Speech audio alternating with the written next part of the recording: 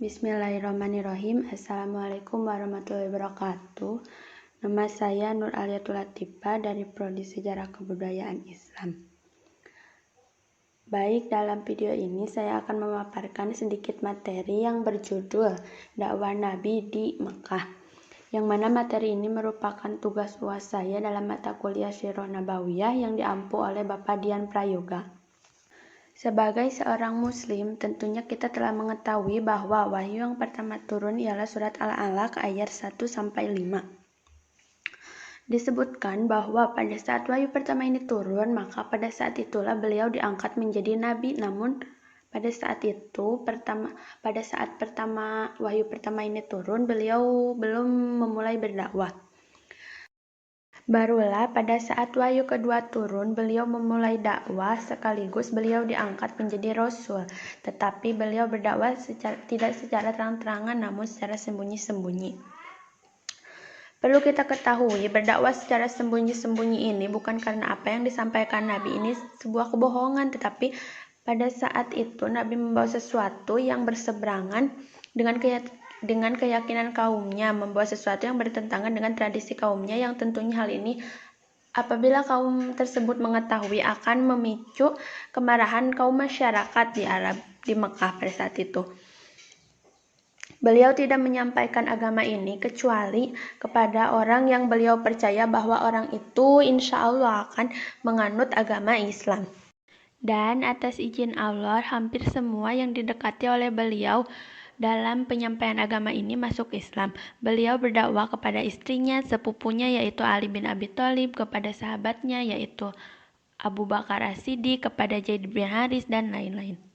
Mereka pun mendapatkan pesan dari beliau untuk tidak boleh secara terang-terangan dalam penyampaian agama ini karena kondisi yang tidak memungkinkan untuk berdakwah secara terang-terangan. Beliau dengan sabar berdakwah secara sembunyi-sembunyi.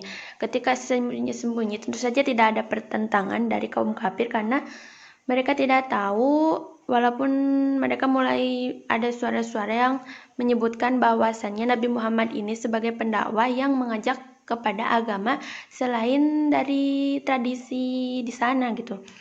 Setelah 3 tahun beliau berdakwah secara sembunyi-sembunyi, maka turunlah sebuah ayat yang memerintahkan kepada beliau bahwa masa berdakwah secara sembunyi-sembunyi ini sudah selesai, dan di sanalah Nabi memulai berdakwah secara terang-terangan.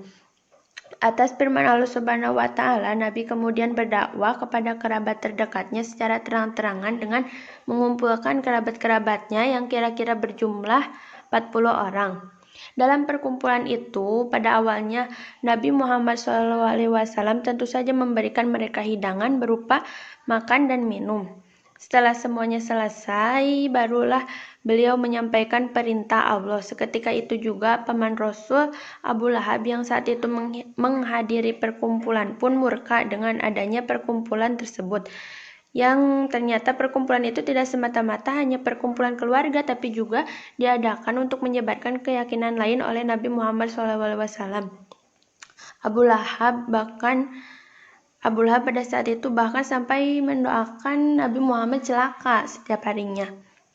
Hingga pada saat itu juga turunlah firman Allah surat Al-Ahzab. Tapi ternyata tidak semua kerabat Rasul pada saat itu menolak. Di sanalah kemudian kerabat Rasul terbagi menjadi 2 kelompok. Ada yang menolak agama yang dibawa oleh Rasul dan ada juga yang menerimanya. Abu Thalib walaupun ia tidak menerima, tapi karena yang berdakwah ini adalah keponakannya, maka ia menerima, dan bahkan Abu Thalib siap untuk menjaga Nabi saat beliau sedang berdakwah. Adapun Abu Lahab, ia tentunya memerangi ajakan Rasulullah SAW. Ketika berdakwah secara terang-terangan, di sanalah mulai adanya gangguan-gangguan yang diterima oleh Rasulullah SAW. Sebagian sahabatnya yang kuat mulai menampakkan keislamannya.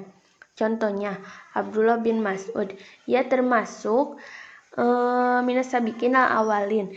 Adapun sahabat yang lemah, mereka menyembunyikan keislamannya karena tentu saja tidak semua orang mampu menahan gangguan yang dibuat oleh orang-orang kafir.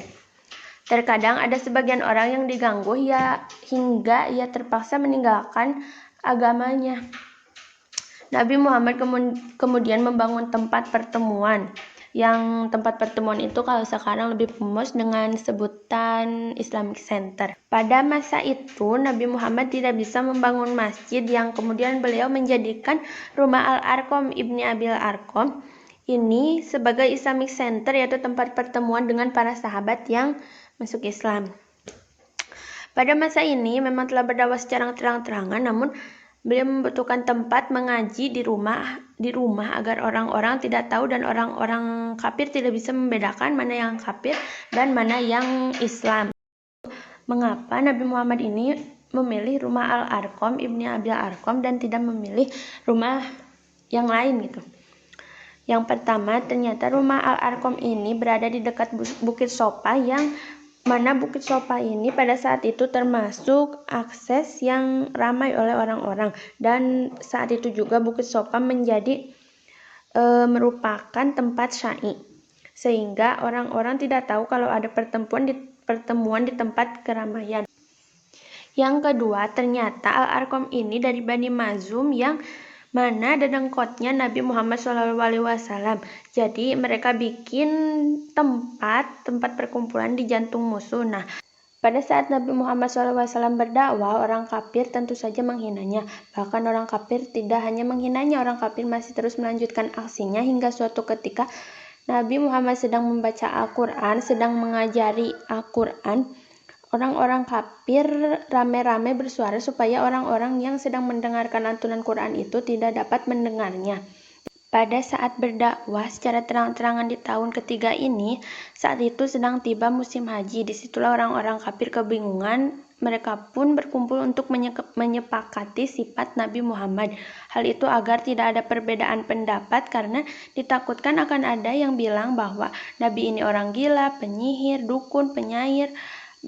Jadi mereka takut orang-orang haji ini malah mengikuti ajaran Nabi Muhammad, lalu mereka sepakat untuk satu kata dengan menyebut Nabi Muhammad sebagai tukang sihir.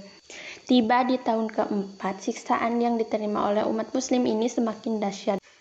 Kemudian pada akhir abad ke-6, Umar bin Khattab dan Hamzah masuk Islam.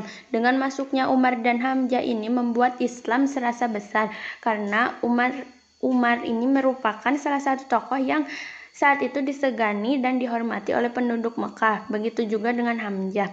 Setelah Umar ini masuk Islam dan kaum kafir menyadari kalau umat Islam ini bertambah kuat, kemudian orang kafir pun kembali berpikir mencari rencana lain untuk meruntuhkan Islam, hingga kemudian mereka merencanakan pembunuhan Nabi Muhammad SAW.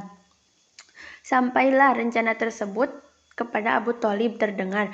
Ia kemudian mengumpulkan Bani Hashim dan Bani Muthalib, baik yang kafir maupun Islam. Mereka pun berencana untuk melindungi Nabi Muhammad dari serangan orang-orang kafir. Hingga kemudian orang-orang kafir itu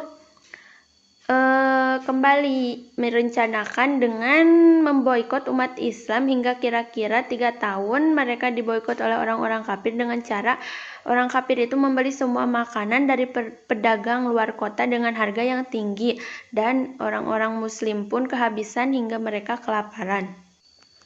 Kemudian di tahun ke-7 kenabian, tepatnya di bulan Muharram, hingga tahun ke-10 kenabian, mereka orang-orang kafir membuat perjanjian yang tertulis, yang mana perjanjian tersebut ditempelkan di Ka'bah, yang berisi bahwasannya tidak boleh dari kalangan Bani Quraisy yang berjual beli ataupun menikahkan putrinya, atau bahkan menikah dengan kalangan dari Bani Hashim dan Bani Muthalib sebelum Bani Hashim dan Bani Muthalib tersebut menyerahkan Nabi Muhammad SAW kepada mereka.